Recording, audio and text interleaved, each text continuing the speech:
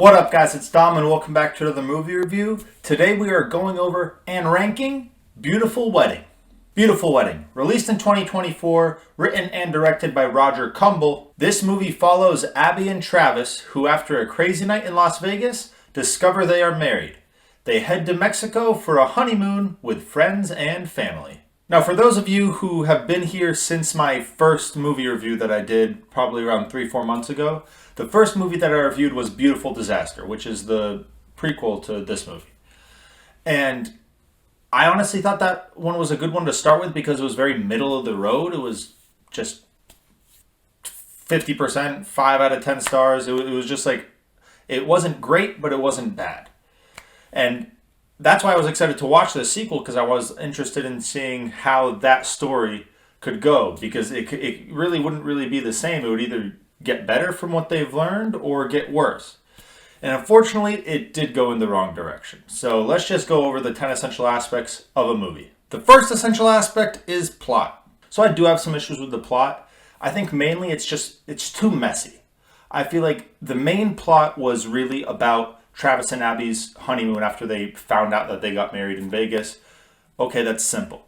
But the movie didn't continue in that way. It had that like throughout the whole movie, but they really threw in a lot of other stuff in there that just became very messy and very hard to follow the main plot, which I don't like when movies do that, because I would like to really see how this main plot that you spent so much time trying to set up, I want to see it get resolved.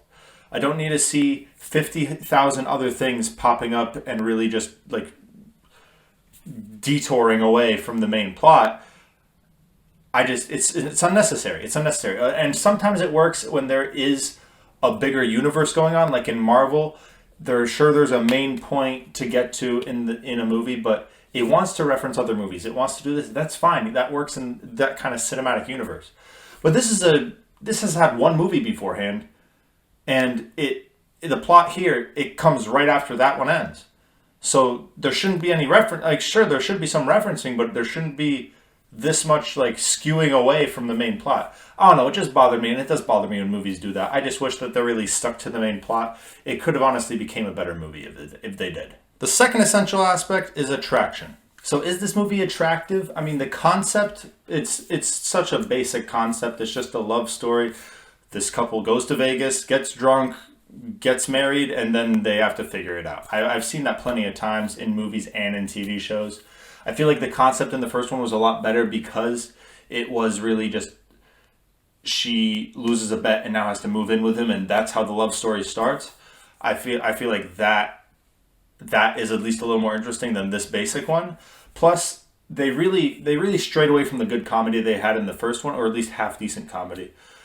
And now they are just doing some cringy jokes. They're really forcing it when it doesn't need to be, and it really wasn't that funny. I didn't find myself laughing. I laughed a little bit in the first one, but definitely none here. The third essential aspect is theme. The theme of this movie was actually mentioned in the end of the movie, which makes it really easy for me to think of the theme.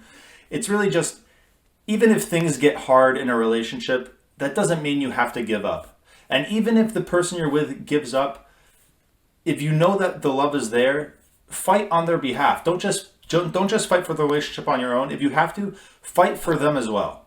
That's really what the theme is, and I think that is a pretty good message. The fourth essential aspect is dialogue. So just like in the first movie, the dialogue here wasn't the best. I mean, some of the conversations definitely felt real, but they were trying to be too funny. Now, some of the one-liners in this movie sure could have been funny, but they just weren't executed properly. And I just feel like the characters talking to each other, because the first movie, what they were saying to each other actually made sense and it was kind of funny. I feel like they just thought it would naturally come in this one, and it didn't. It didn't. I could tell when the characters were trying to be funny, but they didn't come across as funny, even though then a bunch of people started laughing, so to them it was. I don't know. But the dialogue, the conversations definitely didn't all feel real. Some of them did, because some conversations are easier to be heard as or to feel as real than the rest of them, but for the most part, the dialogue wasn't really there. The fifth essential aspect is acting. So obviously, there's two main actors in this. There are the two main characters. Those are the only two I'm going to talk about. Everyone else's acting was very mediocre, and there was some good and some very bad. There was some very bad acting in this towards the end. But for the most part, it was really just focused on Travis and Abby. Travis is played by Dylan Sprouse. I think that in the first movie, I actually really liked his character. I think he did a good job with the dialogue and the acting.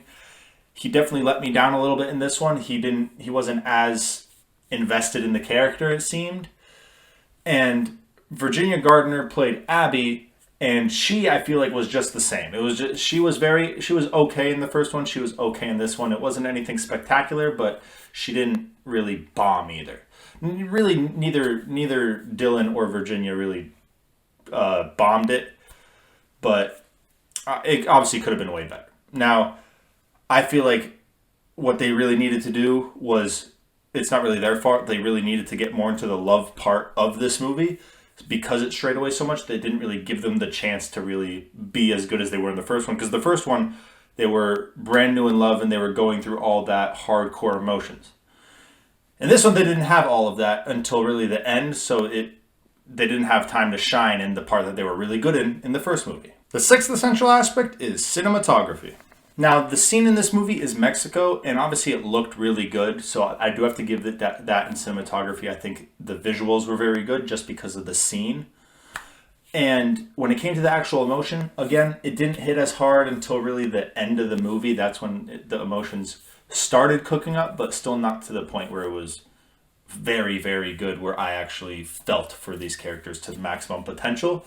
I just felt like it was building up, and then the movie ended. So I'll have to say that the visuals were really good because of the scenes, but for emotions, didn't quite get as good as the first one. The seventh essential aspect is editing. Now, before I continue, I'm sorry, I'm comparing to the first one so much, and I really shouldn't be doing that, but I'm just saying that this movie is basically just a part 2, so it feels right that I compare it to the part 1. Now, I'm going to try to stop comparing it as much and just saying in general what I think of it, but if I slip up again, I'm sorry. Now, this movie is an hour and 40 minutes long, and I feel like that is a pretty good length because, well, the credits take up like 10 minutes of that, so it's really an hour and a half. And I'm glad they kept it short and sweet because it is kind of a continuation of the first one, so they don't need to get as deep into these characters. But I do wish that they used their time more wisely here because if they paced it well, it could have even been longer as long as the plot made more sense. So if they wanted to do that, then sure, you can make it a little longer, but I feel like this is as short as they could get it without it being really way too short or unbearably long. So I think I'm fine with it. The eighth essential aspect is soundtrack. Now, I do have to give credit to this movie with the soundtrack because, of course, since the scene was in Mexico, they had a lot of that kind of music, and it really did feel like I was just taking a vacation to Mexico and this music was playing. There was some mariachi bands and all this. So I actually liked the music in the background. Now, it didn't have like a specific theme, like the intro and outro themes, but throughout the movie, since there was these small pieces of music, I actually thought it elevated it a little bit. So I will give it credit for that. The ninth essential aspect is directing. So the director of this movie is Roger Kumble, and it was his job to take these previous 8 essential aspects, put them together to make a movie that's worth watching. Now, I feel like if you watch the first one, this one would be worth watching together if you put the 2 movies together, just so you get more info on these characters, see what happened. But when it comes to movies overall, it is not worth watching. I mean, the first one's not even really worth watching. It's just kind of there. It's not really going to be worthy of your time enough. There's so many better movies to watch out there. So I'm just going to say it wasn't really worth watching. But because I watched the first one, I am glad I watched the second one just to get that context. Now, Roger Kumble, sorry, I had a brain fart. Roger Kumble directed 8 movies previously, and they were Cruel Intentions, The Sweetest Thing, Just Friends, College Road Trip, Furry Vengeance, Falling in Love, After We Collided, and Beautiful Disaster. So obviously Roger Kumble also directed Beautiful Disaster, the previous movie. So it's unfortunate that he didn't learn from that movie and either improved on it or at least made it just the same, because he unfortunately made it worse, which I didn't expect because I knew that he directed this one as well. So I don't know, I thought he would be the one person to know how to move the plot in a good direction, but he didn't.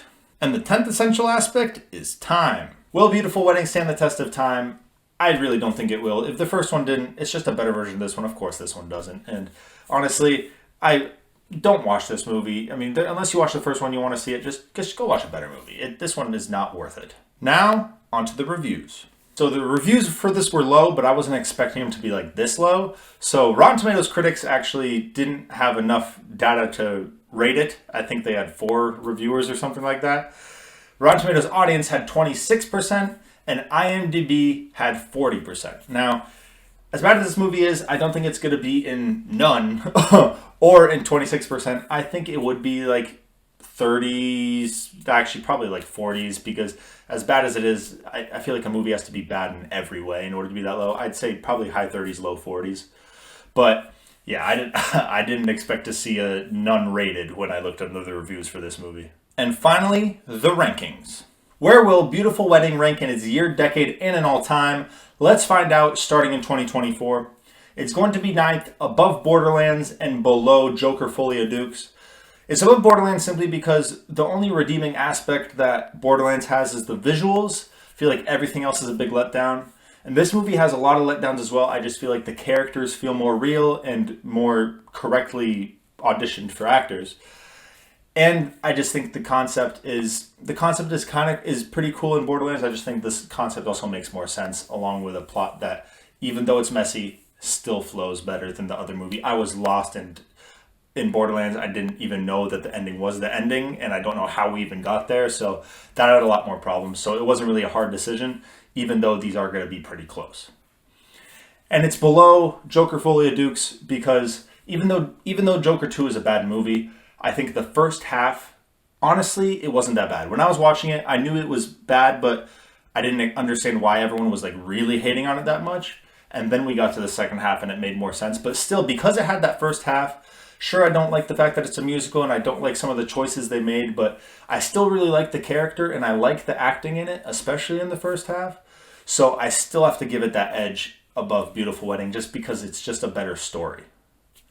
And in the 2020s, it's going to be 11th, again above Borderlands and below The New Mutants. I'm not going to explain why it's above Borderlands just because I already did.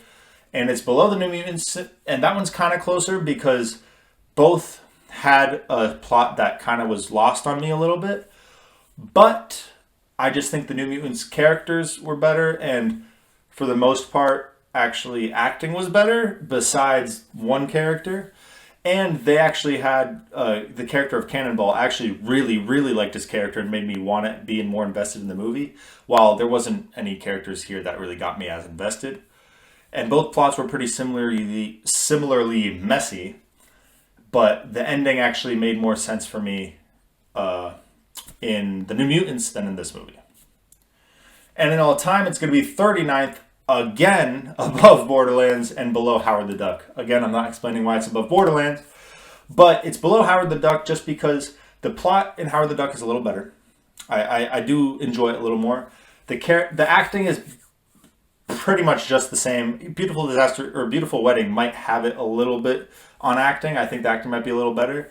But the characters I do enjoy more in Howard the Duck. And even though, obviously, they don't have as much quality because it's made in 1986, or released in 1986, I mean. But still, I thought the movie was a little better, and if I had to pick between the two, I'd rather watch Howard the Duck again. That's all I have for Beautiful Wedding. If you guys enjoyed this review, make sure to leave a like and subscribe, and make sure to comment what movie you want me to review next. Let me know if you've been here from the start, because if you guys watched both my reviews for Beautiful Disaster and Beautiful Wedding, I mean, I think this is my 42nd review, so you've been here for a lot of movies. So thank you very much if you're still here with me and if you were there all along. But otherwise, hope you guys have an amazing night. Peace out.